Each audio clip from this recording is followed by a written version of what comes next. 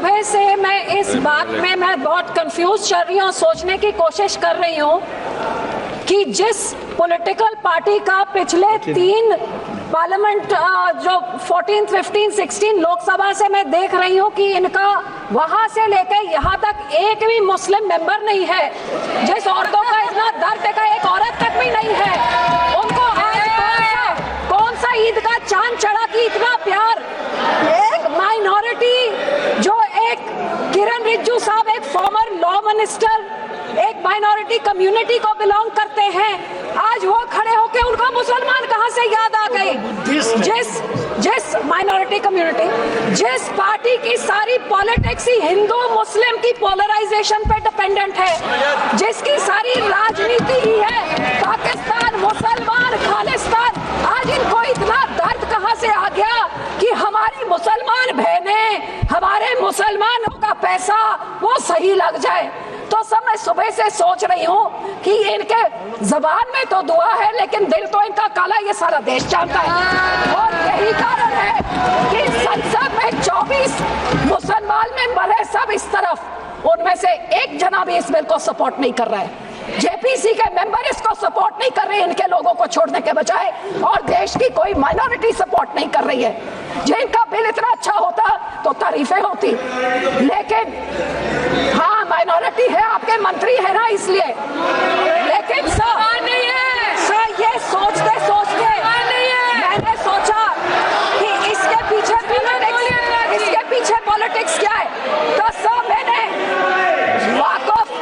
वक्फ का asset management का ये मैंने पेपर निकाला, जिसमें पता लगा कि वक्फ की सबसे ज्यादा प्रॉपर्टी 27% उत्तर प्रदेश में है, और उत्तर प्रदेश के इलेक्शन 1.5 साल बाद है। तो ये जो बोलते हैं महिलाओं को देनी है, मैनेज करनी है, तो सर ये तो सिर्फ ये 27% वक्फ की बॉडी जो सिर्फ एक उत्तर प्रदेश के राज्य में है, ये तो राजनीति सब उसकी है।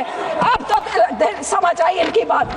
मैं इनको पूछना चाहती हूँ, मंत्री जी कह रहे थे कि जी हरियाणा में एक गुरुद्वारा, मंत्री जी जो उस यमुनानगर में गुरुद्वारा है वो हाई कोर्ट के ऑर्डर के हिसाब से हुआ था, लेकिन मैं आपसे पूछना चाहती हूँ, बिल लेके आना है, माइनॉरिटीज का दर्द है, तो हम लोग तो सिख आर्टिकल 25B की हम उसके संशोधन कई सालों से मांग रहे हैं कि हम सिख हैं, हम हिंदू नहीं है, पर आप हमको हमारी आइडेंटिटी नहीं लेके आइए ना, वो बिल हम सब सपोर्ट करेंगे।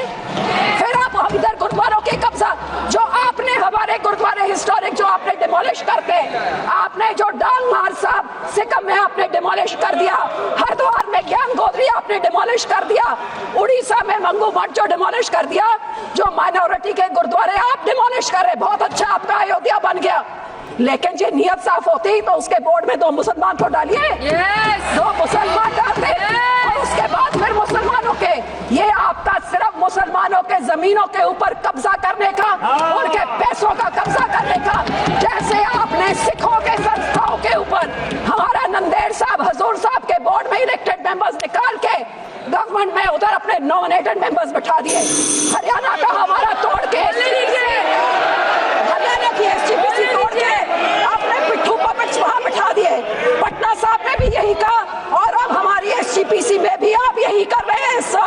आपकी ये काली बुलडोजर वाली राजनीति, डिवाइड एंड रूल, अब मुसलमानों को इन बिचारों भी शिया सुन्नी आगा खान उसमें डिवाइड कर रहे हैं, ऐसे काबू नहीं करते, ऐसे टुकड़े टुकड़े करें, टुकड़े टुकड़े गैंग तो आप है सा, हर माइनॉरिटी के टुकड़े टुकड़े, कभी मुसलमानों के कभी सिखों के, और ये आपकी जो गंदी राजनीति है, आप ये इतना सोच लीजिए सर 2 मिनट कि जैसे जो हमारे गुरबानी में कहते हैं ना, जो आप बीजते हो वही आप भोगते हो।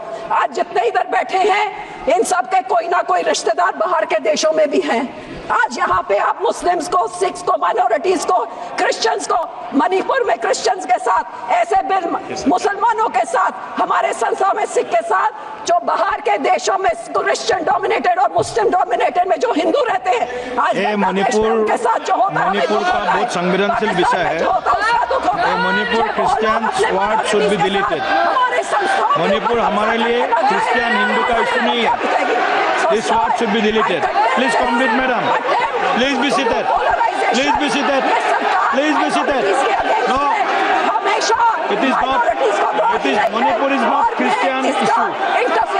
other Christians, please. और जो सपोर्ट कर Please. रहे हैं क्रिश्चियन भाइयों को बोलना I know better than you.